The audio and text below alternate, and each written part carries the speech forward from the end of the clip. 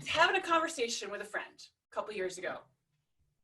And in this conversation with this friend, I was really feeling frustrated with something, and I'm trying to noodle it out. And this friend is one of those friends that hopefully all of you have, where you can really talk about things and really get to the meat of things and figure stuff out. And at the end, I had kind of exhausted myself, and my friend looked at me and she said, well, Ginger, what if it's this?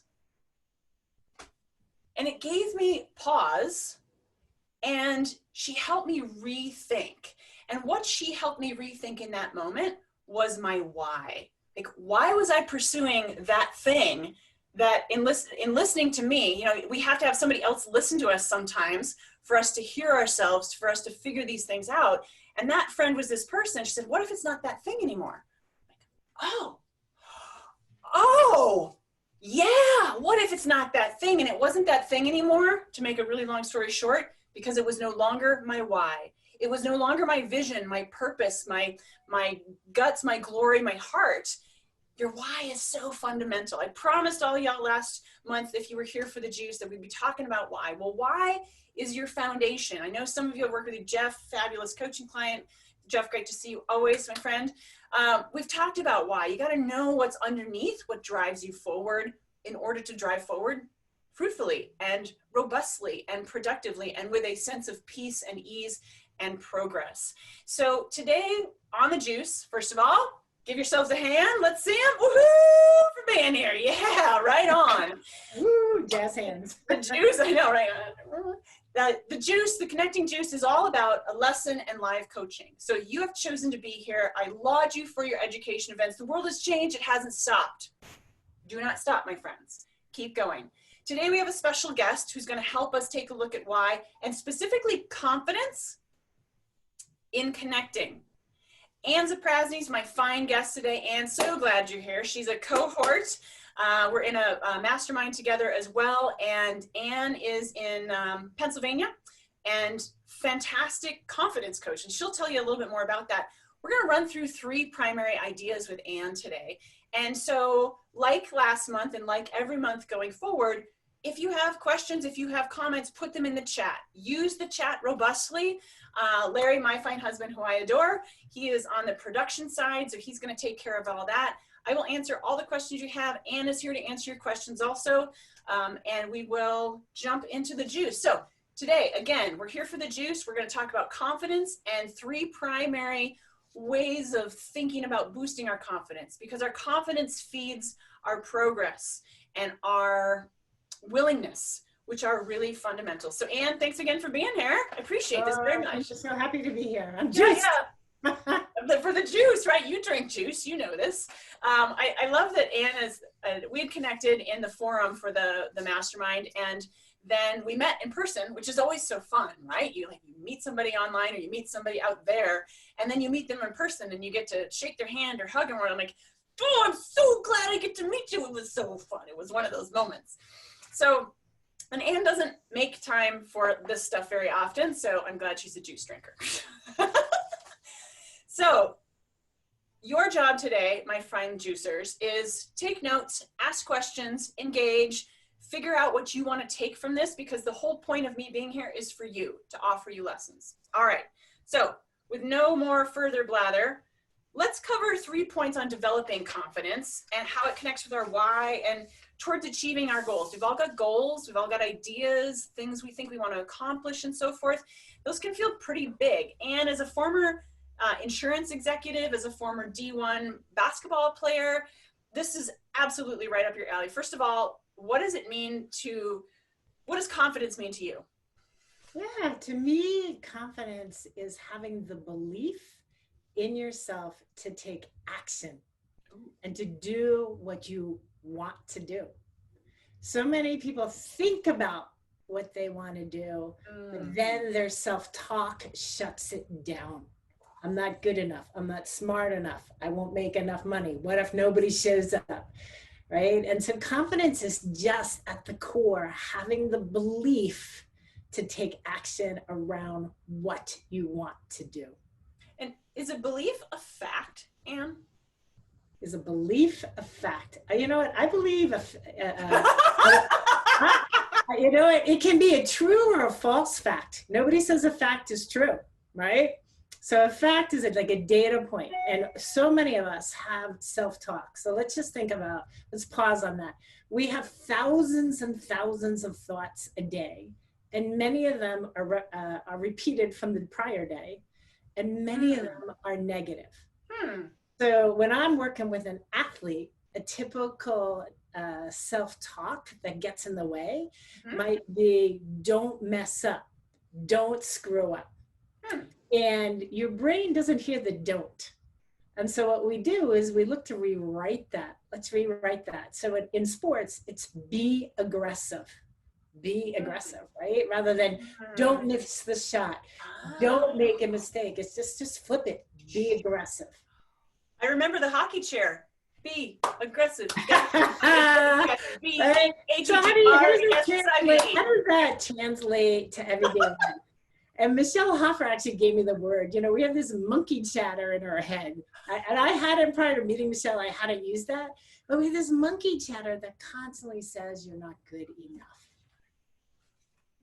And well, let's get rid of that monkey chatter today. Let it go. Yeah. Let it go. And be honest about what it is, right? So I got some monkey chatter. I want to, you know, I got a program that I am like sitting on. It's built. I haven't launched. Why haven't I launched it? The monkey chatter is maybe nobody will show up. Okay, if nobody shows up, you'll survive, you'll learn, and you'll relaunch it. So you want to strengthen your self-talk. You got to first acknowledge, what is that chatter?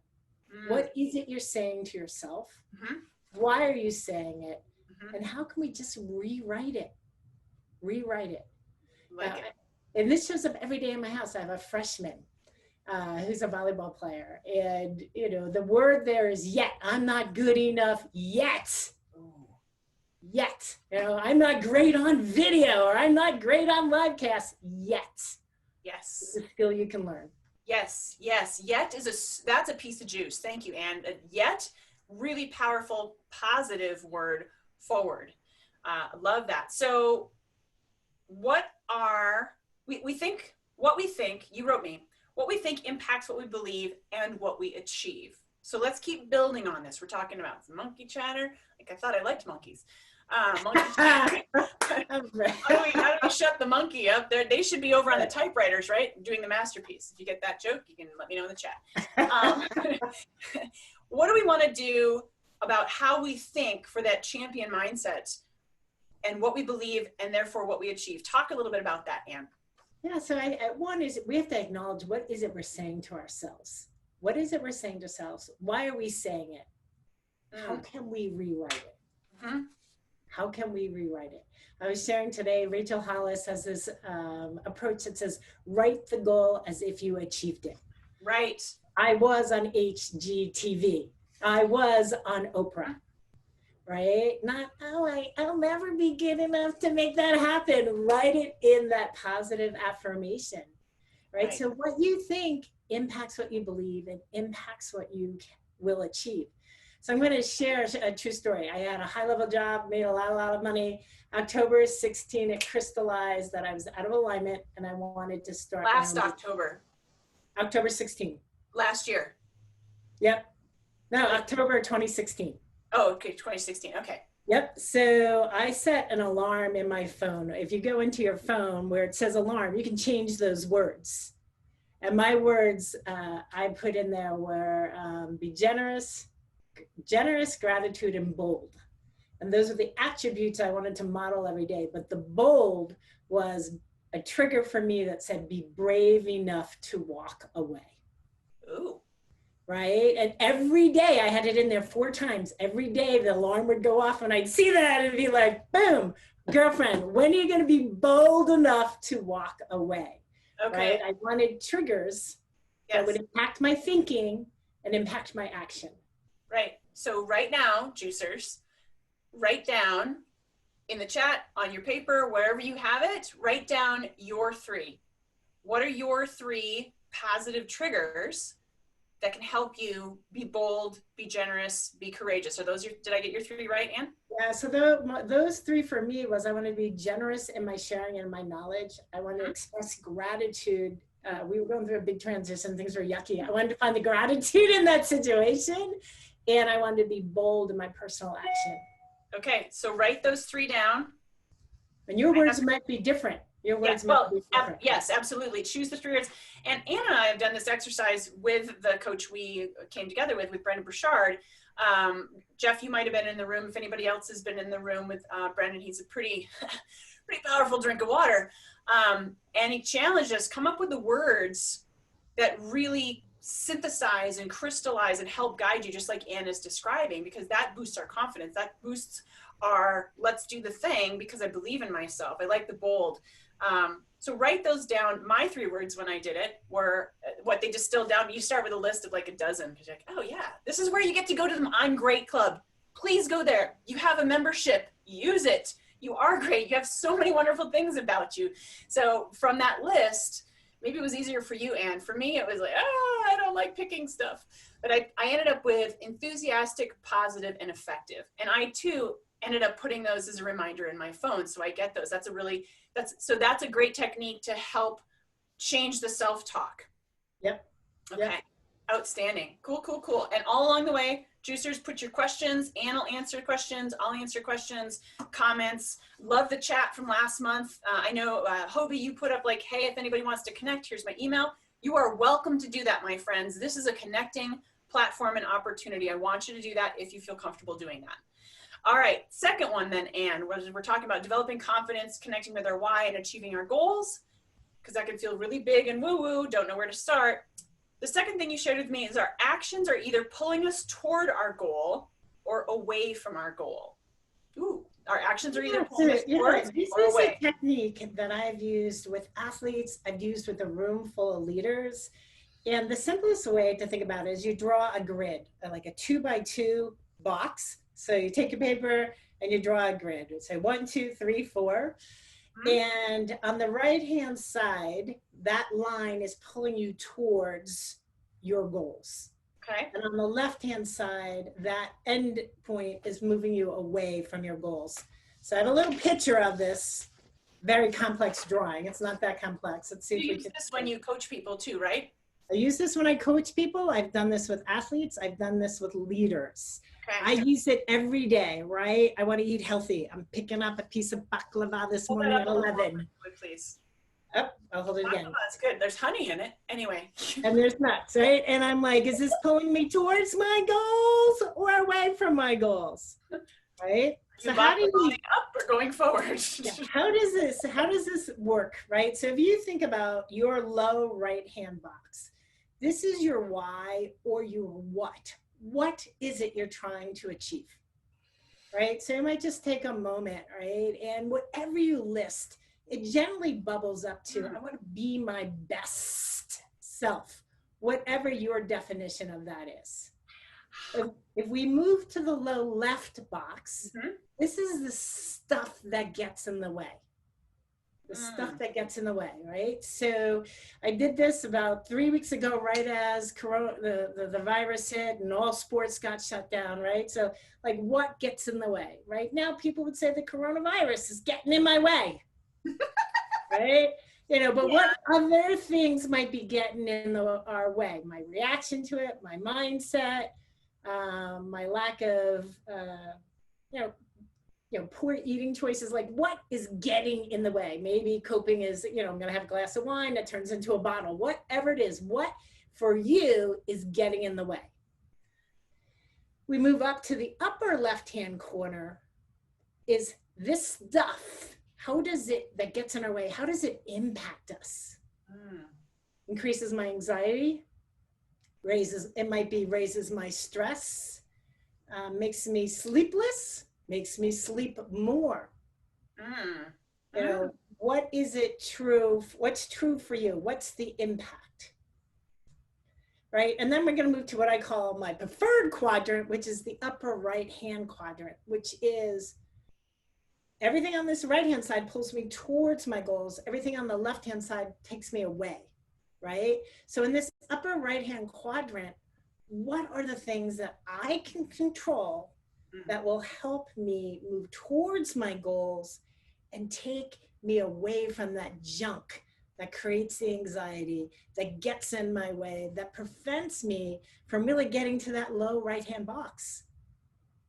Right? So, what are some of the actions you can take? So for me, true story, right as this Corona stuff is hitting, I dialed into a Brendan Bouchard call, and he's like, you own your response to it and be a role model to it. And right then, it was a Thursday, like 5 weeks ago, I just locked in on that. And I said, I'm going to be a role model. I'm going to be a role model, and I'm going to be positive. I got 2 kids at home, plus my husband. And so, you know what? We need someone to be the champion in the house, right? And so I made that decision all within my control. So then I think about mind, body, spirit, and I lead with the body. If your body doesn't feel well, there's no way you're mentally going to be feeling well. And so I've not missed a day of working out. It's the first thing I do. I get up in the morning, I go to my basement, boom, it's usually an hour to an hour and 20 minutes. First thing I do, right? And so the box that's really, all these boxes are important, but you got to really think about, the box in the upper left hand. How are you feeling? What's the impact? What are the things that are physically and maybe emotionally getting in your way? And then what are the things that I can do differently, right? We got a whole order of Girl Scout cookies as this hit, multiple boxes. So what do? When I go to the supermarket, literally, I bought 5 pounds of carrots. I bought 3 things of celery, and I bought a whole bunch of peppers. And I just cleaned them all up, cut them out, and did this big thing. So, I need to binge. I'm binging on that. And maybe I'm having 1 cookie instead of a whole sleeve of cookies. Right. So I think about, what are the actions that I can control that physically make me feel better? That's going to fuel my mindset. That's going to move me towards the goals I want. Love it. And that, of course, goes back to, that's built on what we think impacts what we believe. And so if we start with that as the bedrock, which is our why, our confidence boosting, like this is where we want to create that, then that's a natural next step. I like that. That's self-talk. Okay, so then the third one, this is a great trifecta. You wrote, our past adversities have prepared us for today. So all these things you're describing, like what fits in those different boxes and what are you going towards and what are you moving away from? And so then leaning into the skills we have. So tell us about how the past adversities prepare us for today. And how do you personally and professionally, when you work with people, how do you help lean into the skills you have to build that confidence, to connect with yourself and to like, there's so much pith out there, like live your best life, have the freedom, all this stuff. How does this stuff actually, I don't know about the rest of y'all, but I think, wait a minute, what does that really mean? And how do I actually get there? So I like your diagram, Ann, because it's very real. Like I can put stuff in those quadrants. I can pay attention. I can look at that each day and say, I'm not doing that. I'm doing this. This is how I do it. So let's talk about the past adversity, the stuff in the quadrants we don't want, because we got to acknowledge them, right? We got to know and realize they're there. And then how do we lean into the skills to go forward? Yep. So everybody is in a different spot with this, right? So do we have any healthcare workers in the call? Health coach? Becky? Yeah, definitely. So, if you think about the spectrum of impact, right? One from a physical risk, we got people who are frontline healthcare and or may have family or friends that have been physically impacted, right? And then we have the other end of the spectrum where I'm hanging out, where it's like, this is a major inconvenience. But I don't feel like I'm physically at risk because I'm staying in and, business is a little bit slow, but it's my job to be creative and, figure out how I can continue to serve, right? So you have the spectrum. And what I think about thinking how you manage, what past adversities have you had in your life that if you think about it, you go, oh yeah, I've been through some pretty tough shit before in my life. And you know what? This is a breeze compared to that.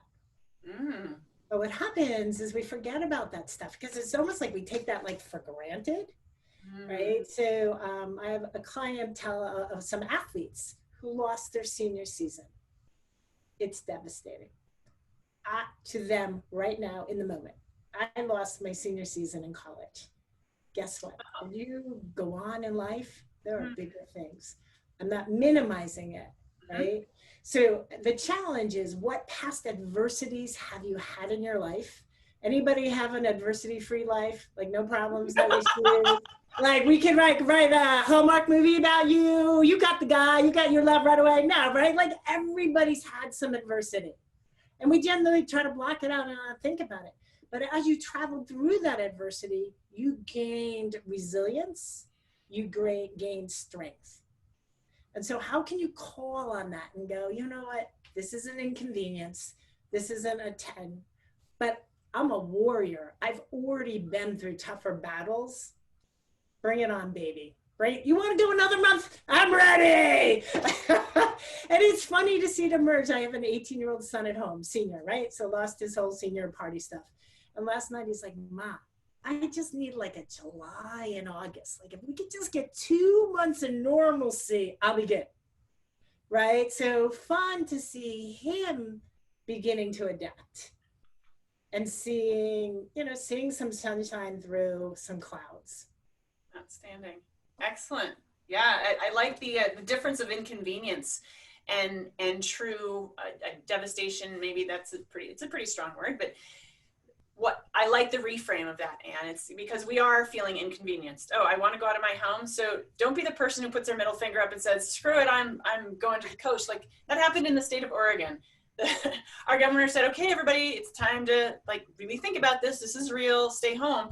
Everybody here flocked to the coast. Like, no. Because that felt inconvenient that we were told to stay home. But there's a big difference from what you're talking about, those adversities, those true setbacks, those true like, holy crap, what just happened, when we have so much to be grateful for, to use your word gratitude, and to then keep going in a mindset of service to stay connected to who we are, our purpose, and to keep building on those different levels. And I love your quadrant tool. That's a fantastic tool. Borrowed it from the Tampa Bay Rays, straight from Florida. I was at a sports psychology conference in October, actually in Portland, Portland, Oregon. And as he was going through it, I'm like, I can use this in so many different situations, and really fun when I used it with a group of leaders. Yeah. And what gets in the way and their stress. Yeah. So it's a really, and just the languaging, if you put it in your head, is this thought or this action taking me towards my goal or away from my goal? Is this serving me right now? Mm-hmm. Excellent. Why did you miss your senior year? Yeah, so I had back in the day some perfectionist traits and very committed to my basketball. And so summer between my junior and senior year, I probably invested 10, 14 hours a day towards my game and ignored the fact that when I woke up in the morning, I could not touch my toes. I had a really bad back and just ignored it. And then when literally the day of my physical, I ran 6 miles and I went in, there's a very simple test they do. It's a straight leg test. And I had bulging discs and that eventually, herniated and did all good things. Wow. So, you learn. Wow. That's right? Wow. Huh, that's a self-made adversity. Yeah. Well, you know what? So sometimes we don't listen to our body, right? We don't listen to our body because we're so stubborn. And so part of my personal journey is listen. You got to listen to your body. You got to recognize your age, listen to your body and make adjustments. Is that one reason why you lead with your body? Yeah. Okay. Well, I think you have to physically feel well. You physically have to, you move your body, you get the endorphins going. It's a natural stress reliever, right? So for me, I need that for the whole package to be in a state of wellness. Excellent. All right, so questions. What do we got for questions? If you have any questions for Ann, if you have questions for me, it's wide open. Anything, the coaches are in the house. Wide open, anything you want to ask about what Ann has shared, about overcoming adversity, about self-talk, positive, wherever it might be, feel free to chime in. I'm going to read a couple. I see Maya over in England, in the UK.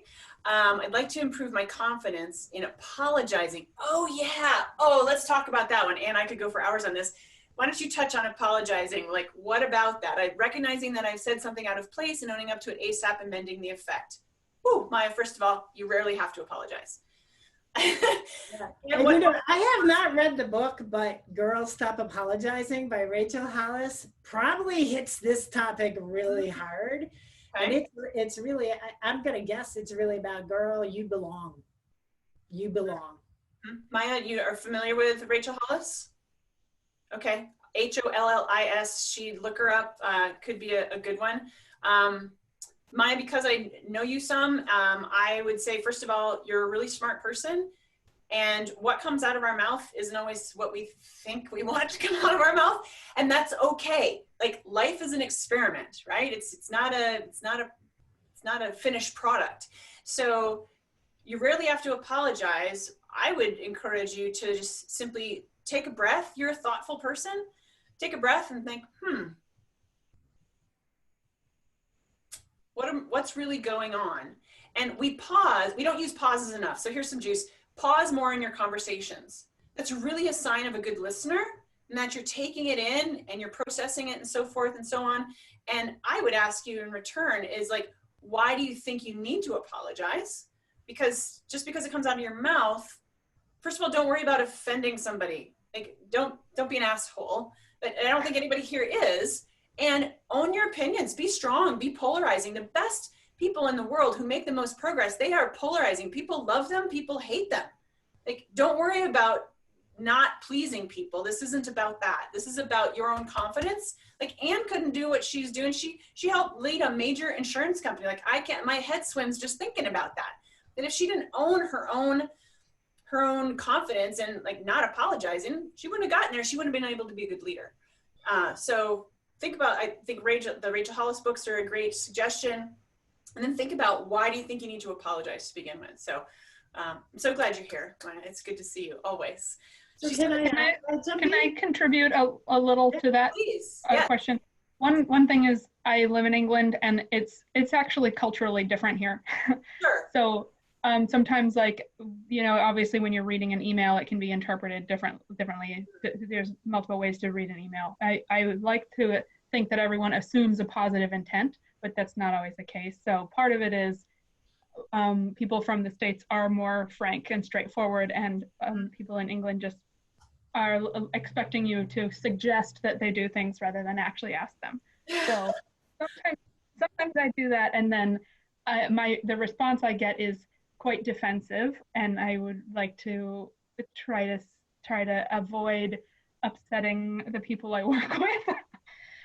In terms of the speaking part, that I definitely hear you on the not having to feel like I need to apologize for having thoughts and for having and for, you know, being here, but I do worry about pleasing people, so something for me to work on.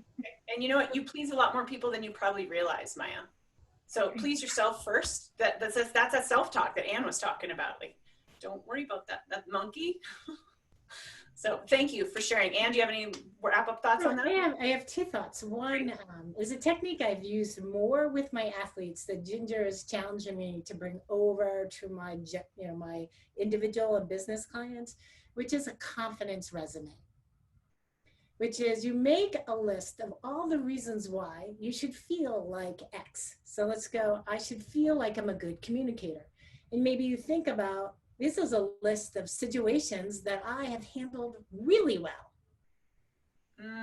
What happens is we have this negative, I call it highlight reel, and it's all the screw ups. And the screw ups might be one from an entire month. That's what we remember, because we might be high on the perfectionist scale, right? So the confidence resume, when I do with an athlete, is what are all the reasons why today you should feel more confident about your skill set, your ability to compete to now versus a year ago.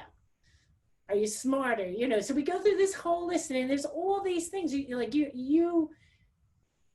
year more talented in your industry segment, right? So one is just to think about all the successes you've had versus like, right? Because that little grumpy list, we magnify that and we make it much bigger than it is. The second is sometimes, so this is like a little bit of a turn, and I'm leveraging my corporate, is anticipating objections. right? And so there's a simple formula for anticipating objections. And it's a matter of, you can be interacting with a friend, a spouse, a significant other, a work person, a client, to take 3 to 5 minutes and go, I want X. What will they, what's the likely answer? Yes, no, maybe. If they say no or maybe, how will I react? So most of the time we get an objection, we panic, right? It's like, I view it like a tennis match, right? And I used to work with people and be like, objection. And they'd be like fighting back and forth, right? And they're men, right? So what I want is, you get an objection, spouse, partner, business, client. You get an objection. The formula, you can write it down. Objection equals acknowledgement plus question. It's so easy, right? So I'll give you one. Your price is too high. So how do I acknowledge it? I restate it exactly. My price is too high. Now my question, easiest question that you can ask anybody, tell me more. So you get the objection and we're like, oh, they don't like me. Oh, right? And I'm like, oh, you didn't like that. Tell me more. Yes. Restate it, tell me more. Restate it, tell me more. We get a little bit more sophisticated, then it's like, oh, my price is too high? How high is my price? Or what were you expecting to pay? Right. But you want to stay in the game. When that objection comes in, we cower and we're like sweating and we backpedal and we acknowledge it. And people love to be acknowledged. Yes. And yes. all you have to do is restate it. Outstanding. Thank you, Ann. That's great. Yeah, definitely. Thanks. Yeah, thank you, Maya. Appreciate that. All right, got a couple others here. Yoko, you commented positive self-talk with any physical gesture movements. Tell me more. What do you mean? Let's see let's get her unmuted. And there you go. Hey, Yoko. Hey, can you hear me? Yes, we can hear you. Tell us more. What are you getting at here? Positive self-talk with any when I do affirmation or something in the morning, if I use like a physical movement to say it, and I'd like to know from her experience, like using the physical body to kind of more sink in what I said. Yeah. So I love your question. And I really only started bringing this into my coaching this past year.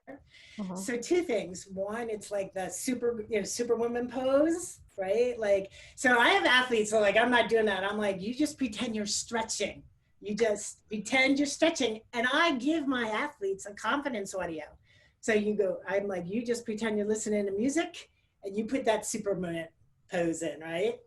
The other is I like tapping, and I'm not really versed enough to teach it. I teach it my way, and I like to tap in the shower, and I do it all the time. So you got the hot water steaming. So anybody really versed in tapping? Okay, are you all right? So do you want to explain what it is? It's a method. We can I can include a link afterwards. So it's a physical movement. Yeah. So when I'm in the shower, I am tapping kind of my intentions for the day, and there might be the first one of like kind of like just let it go, like release the stress. And basically the tapping points are above your head, below your eyes, here, and here. And here, I don't like doing this one. Do you say things with it while you're tapping in the shower? Okay. I do. So it might be right above your eyes. Right, so above my eyes, below here, which is my favorite because it's your like sinus bones, and then here. Between your nose and upper lip. And then so in the shower, you got the hot water going. I will do a whole series, and it might be a release of stress. And then it might be setting the intention. Okay. Great be question. Positive, confident, have fun, bring the energy. Yeah. Very good. Thank you. Great question, Yoko. Yeah, that just boosts. Excellent. All right, Hobie, you've got a comment and then a question. Change the phrase adversity to struggle. All right, great. As someone who has been blind since birth in a sighted world, I've struggled, which has made me so much stronger. And I know that. Hobie, you and I have talked at length. You inspire me, my friend. I love the reminder that this is not the worst thing that's happened in our life. Now the question, I often coach my clients on their business or their businesses. I hold very high expectations of myself. How can I get my clients to boost their confidence by instilling high expectations in themselves? Woo, great question, Hobie. Ann, what you got? Okay, so you may or may not like my answer. So I'll first give a sport analogy and I'll bring it over to business. Normally what gets in an athlete's way is unrealistic expectations. So I'm a basketball player, I shoot, I miss, I get mad, I get angry, I erode my confidence. Because as a 15-year-old athlete, I expect to make every shot I take. No athlete in the history of the game makes every shot. So what I want in my athlete space and with my business coaching clients is more a commitment to the process. Ooh. So for this basketball player, what can you control? Be aggressive. Take good shots. Follow your shot. Stay in the play. Because no player in the game makes every shot. So I come over to the business side of the house. What are some of the fundamental things your clients need to do to be their best? Right? And so it depending on who your client is. So I have a client that says, I realize I drink 3 glasses of wine every night. I'm going to try and go 90 days without drinking wine. Okay, that's one small step that if she's able to execute on, she's going to physically feel better, mentally feel better. And that's kind of a journey towards investing in the process of being your best. So, so not everybody agrees with that. Like, so Brendan Bouchard is like, some people need to level up. They need to really raise their expectations for themselves. I think you can connect the why, what's important to you, what do you want to achieve, and what's the process? What are the habits you need to have every single day to win and achieve what you want to achieve? That's fantastic. Thank you. Hobie, does that help? Hang on, let me unmute you. Okay, go for it. Thanks so much, guys. It really helps a lot. It's very interesting to hear that. Just to provide a little bit of context very quickly, and the only reason that I mention high expectations is a lot of my work, not business work, but a lot of my just giving back work has been with other blind folks, blind and visually impaired kids typically. And one of the things that we run into is oftentimes their parents instill such low expectations of them. Oh, you're never going to be able to work in the kitchen. You're never going to be able to stand in front of the stove. But I believe that we can take the same logic, and I hear what you're saying. You're right that I have my own very different opinions, but how can we take that logic of believing in someone and really getting them to believe in themselves in the business world is sort of more my thought there. But I no need to answer that because I know we have more questions. No, really, what especially with youth and what they hear from their parents or their guardians, it has a lifelong impact, right? Yeah. And so I often will try to point to role models, right? Sure. So are there role models in your space, yourself included, that can help demonstrate there are options and there are tremendous possibilities. Sure. Versus the limitations. Thank you. That's fantastic. Thank you, Hobie. Hobie, you and Becky, I think, would be phenomenal connection. Becky Simpson. Hobie has his PhD. Hobie and I met at an event in Napa Valley several years ago. Super grateful. And I saw him give a tasting presentation. He has a company called SensePoint, and he helps people rethink the sensory experience. Really, really fascinating. And Becky Simpson, who's also on here, Becky, good to see you, in the IDD community, the intellectual and developmental disability community, certainly people setting low expectations, making fascinating comments, and and surrounding, like doing unnecessary things when there's really so much opportunity. So you two could probably be a terrific connection together. I mean, all y'all, I'm gonna encourage you again. You can see somebody who looks interesting to you, go ahead and chat it up and connect with them. And thank you for that. Thank you, Ginger. Yeah, thank you, Hobie. So glad you And you Great question. inspire me as well. So thank you. Thank you. We'll catch up soon. We're due. All right. So I've met about like the 40-minute mark. I know we all have lots of things on our plates, lots of full lives. I will stay here. There's another question from Irina. Irina, I'd love to answer that one too. And do you have a couple more minutes? Okay, I'm good. I'm not cooking dinner tonight. My daughter's making homemade meatballs, so I'm in good shape.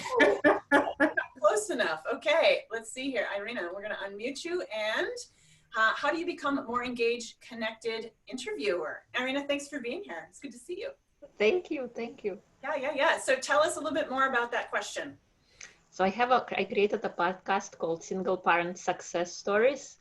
And what I find, like after reviewing myself, that I'm a little too cold. Like when I talk to people, like just answering questions, and I want to be more connected, more engaged, so the conversation flows smoothly. Mm-hmm. Okay, great. Ann, do you have some suggestions? Yes, so I have a couple thoughts. One, is that your critique or feedback from others? My own critique. Okay. Ooh, get that monkey out of there, Irina. 2, I happen to know someone named, I don't know, what's her name? Ginger, who seems to be pretty fabulous at connecting. 3, you can study others. And 4 is commit to the practice. So perhaps I do not deliver an interview as well as I'd like to yet. Yeah. Right? So who do you admire? And study them and just keep practicing. Now, one of the best tips that we got from Brendan Bouchard, which took me forever to fully embrace, is we think like, ooh, we put something out, it should be perfect. And the reality is, look, this is America today. Blah, blah, blah, blah. Then that, if they look at it and they don't like it, they move on. Doesn't mean they won't be back, right? So we're so critical of our efforts. What you do 5 years from now will be way better than today because you got a growth mindset. You're going to keep building your skills. So just go like this. I have a podcast and I interview single moms. Everybody go ahead, give yourself a pat on the back. Yeah. So look, this game of beating ourselves up, you take your self-talk and if you were to write it down and look at it, would you pick anybody? Would you pick someone to be your friend if they talk to you the same way? You wouldn't. So just try to like flip it. Like, look at me. I started a podcast. I don't know what the hell I'm doing, but I'm doing it. Right? And see the good side of it. See the good side of it. Yeah. Thank you for your question. Yeah. Thank you. Great advice, Ann. Definitely. I can tell you too, Irina, I had a radio program, true radio program for 4 years. And learning to ask great questions is definitely a skill. I think Ann's spot on. Like, who do you listen to, and you like how they speak and what they ask and so forth. I remember my goal as a podcast host or as a radio show host, podcast in the future, I wanted to ask questions that nobody else had asked the guest. And I would routinely, I would check in. I'm like, am I asking the questions that I think I want to ask? And I would routinely get people to say, oh, that's a great question, or I've never been asked that. So there's lots of ways for amping your skills. And Irina, you and I can touch base afterwards too. So anybody have any suggestions and so forth. And Irina is also looking for great guests for her podcast, the Single Parent podcast. You can touch base with her afterwards. So thanks for that question, for being here. Thank you so much. Absolutely. All right. Any other? I think that we have gotten everybody so far. And do you have any parting shots on thinking about confidence and staying strong? You've given us some great gems, committing to the practice, committing to the process. You got a lot of great one-liners. Take good shots, stay in the play, all these kinds of things. How would you tie a bow on this today and send people off with an actionable item in building their confidence and staying away from negative self-talk? You own it. You own it. So to me, this is like one of the beautiful things of being an adult, leaving your parents' household, is you get to own it. You get to own it. And if there are deep, deep things in your way, get counseling. And I don't say that lightly. And if it's just that like wafering, waffly stuff, take a look at what's getting in your way. And what do you need to do differently to go towards your goal? Right. And I really, many years ago, just like 24 years ago, a gentleman named Rob Gilbert, he's a sports psychologist out of New Jersey. He changed my life. And he had this thing called AAI. Maybe it's controversial. It worked for me. And it's act as if. And he used to say, if you don't want to be here, that's okay. You just act as if you want to be here. And, you don't really like school, that's okay. Sit in the front row and act as if you're an A student. And I embrace that so much. I said to my boss one time, I go, you know what? You couldn't find a better person to shovel a pile of manure with enthusiasm, because I bring that every single day. And I believe my introduction to him, I was probably about 25, and the introduction to sports, the positive psychology, and act as if you're going into a meeting is boring. Okay, be the note taker and act as if it's great and impact it, make it better. So, you own it, you can act as if, and if it's really too deep, get the help you need to begin to make those changes. Outstanding. Thank you, Ann. And anybody who wants to reach out to Ann, I will follow this up with an email. Is Athlete Mental Training is your best site, Ann? No. So my best site is Great Sports Minds. Great Sports Minds. GreatSportsMindsLLC.com. GreatSportsMindsLLC.com. And you can always reach me at AnnZ@Athlete Mental Training. Right, and you're on Instagram and Twitter, LinkedIn, all those great platforms. You're on Facebook. I know you got a community there too. So, Ann Zaprazny, Think, Believe, Achieve.